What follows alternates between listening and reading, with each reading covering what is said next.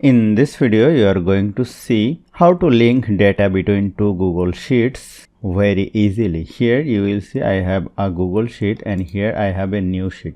If I make changes over here, the changes will be reflected in the new sheet. So I am going to link these two different sheets. So let us go to the new sheet.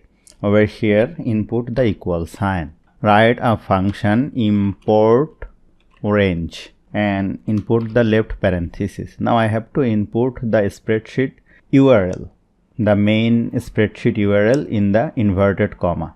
So let us go to this sheet and copy this URL by pressing Ctrl C.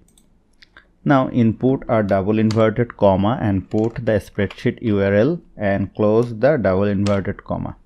Now input the comma. Then I have to use the range string. Range string means the name of the sheet and the references. Here the name of the sheet is percentage. So let us go over here and in the double inverted comma let us write here percentage.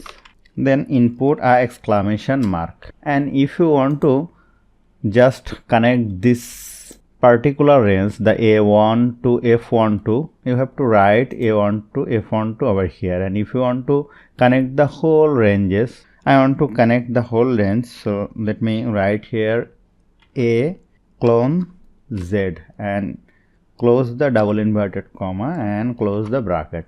I am going to hit the enter, but you will see there is a reference error. Click on over here and click on allow access. Then you will see the data is reflected over here. If I changes anything over here, let me delete these three cell and go to the new sheet, and here you will find the reflection.